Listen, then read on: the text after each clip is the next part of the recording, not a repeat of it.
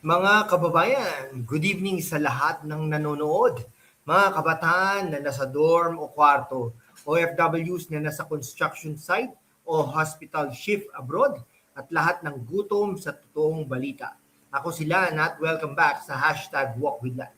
Ngayong gabi ilang mga minuto tayong mag-uusap ng matalino, kritikal at puno ng facts. Title pa lang ng video natin, Mike Defensor kinakabahan na daw sa pag-uwi ni Saldico. Pero teka lang, bago tayo mag-jump sa chismis, tanungin ko muna kayo kapag may dalawang lalaking matapang na naglantad ng 100 bilyong pisong flood control scam, tapos biglang may balita na kinakabahan daw ang isa sa pagbalik ng isa, sino ba talaga ang dapat kinakabahan? Ang dalawa o yung mga nasa poder na natakot sa katotohanan? Kami rito sa channel, hindi tayo naniniwala sa chismis. Fact check muna tayo. Intellectual discourse to hindi meme war. Tara, simulan natin ng may kape o energy drink sa kamay. At oo, later ko i-shoutout ang best find sa Shopee at Lazada para hindi ka maubusan ng battery habang nanonood.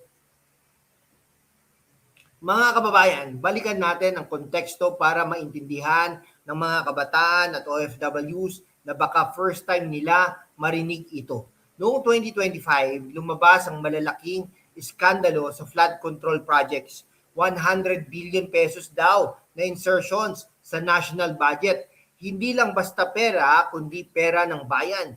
Pera nyo na OFWs na nagpapadala ng remittances, pera ng kabataan na dapat ginagamit sa totoong infrastruktura. Si dating ako Bicol Party List Representative Saldico bilang dating chair ng House Appropriations Committee ang may direktang kaalaman. Siya mismo ang naglabas ng audio na nagpapakita kung paano ino-organize ang korupsyon sa Congress. Hindi chismis, may recording. Si Mike Defensor naman, dating congressman yan, at ang unang nag-release ng audio na yan ay naniniwala siya 100% na totoo ang sinasabi ni Saldi. Critical tayo rito Bakit kailangan ng whistleblowers para malaman natin na may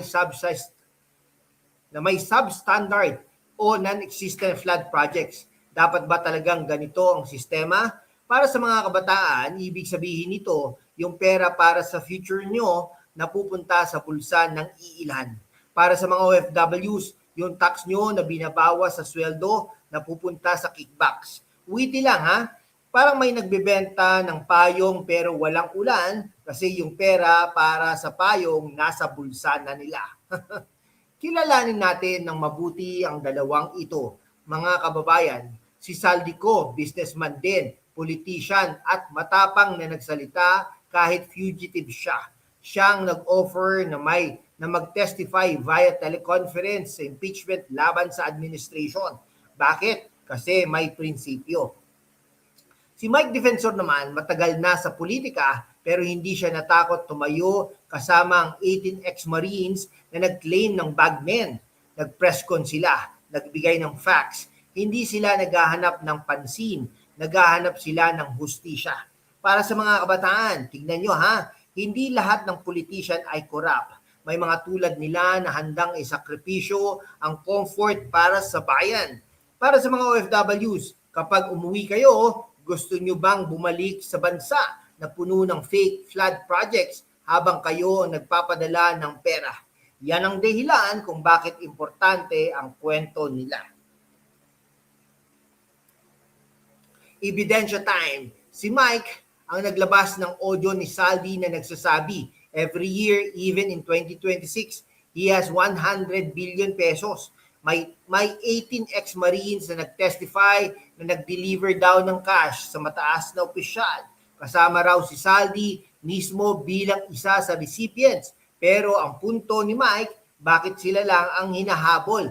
Bakit hindi yung mga tumatanggap? Intellectual point natin sa isang tunay na demokrasya, ang whistleblower ay protektado, hindi tinatakot. Si Saldi kahit nasa abroad, handang magbalik at harapin ang lahat.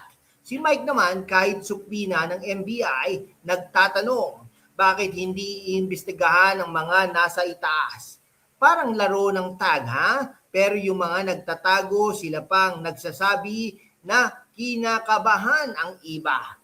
Ngayon, ha? Ang main topic natin, kinakabahan na daw si Mike sa pag-uwi ni Saldi. Sino ang nagkalat niyan? Yung mga nasa poder na alam na kapag magkakasama ulit yung dalawang ito, lalabas pa ang mas malalaking katotohanan. O fact tayo mga kaibigan, ha? Si Mike at Saldi ang magkaalay sa paglalantad ng scam. Si Mike ang nag-defend kay Saldi mula pa noong una. Walang takot, walang kinikilingan. Kaya ang kinakabahan na yan, pure propaganda para i-divide ang dalawa. Pero hindi sila madadala. Para sa mga kabataan, alamin nyo yung pattern. Kapag may threat sa status quo, lalabas ang character assassination. Critical Thinking 101. Kapag umuwi si Saldi at tsak na uuwi siya soon, ibig sabihin nito, ang katotohanan ay darating ng buo. Mas maraming ebidensya, mas malalim na pag-uusap sa Senate Blue Ribbon at posibleng impeachment proceedings na may totoong witness. Para sa mga OFWs at kabataan, ito ang pagkakataon na baguhin ang sistema. Isipin ninyo, isang bansa na walang flood scam, pera para sa totoong roads at schools. Si Mike at Saldi ang simula ng laban na yan. Excited tayo at kinakabahan, hindi kinakabahan mga kaibigan. Mga kababayan, sa mundo kung saan ang kasinungalingan ay nangingibabaw, ang katotohanan ang unang sinisikil. Pero kasama kayo ha, magpapatuloy tayo sa laban. Walang takot, walang kinikilingan, at laging handa para sa bayan. Sumali na sa aking YouTube channel membership sa #WalkWithLan at tulungan natin ang channel na maabot ang 100,000 subscribers. Ang inyong suporta ang susi sa kalayaan natin para ipagpatuloy ang pagbabalita ng katotohanan. Salamat at kita-kits sa laban. Okay ha? At bago po kayo iwan, grab nyo na ang best finds ko, ha? Yung high capacity power bank sa Lazada. Perfect para sa ilang mga minutong videos. Wireless Bluetooth earphones sa Shopee para pakinggan ito habang nagtatrabaho. Blue light glasses para protektahan ang mata. Portable laptop stand para komportable. Energy coffee buds para hindi antukin. At motivated political journal para isulat nyo ang plano nyo para sa bayan. Link sa description at itatag din po natin yung mga produkto na yan. Siyempre, mag-comment down po kayo ha. Below, ano po ang tingin ninyo? Magkakampi ba talaga sina Mike at Saldi sa pag-uwi? Like, share, subscribe, at see you sa susunod na Truth Session. Laban tayo at mabuhay po ang Pilipinas.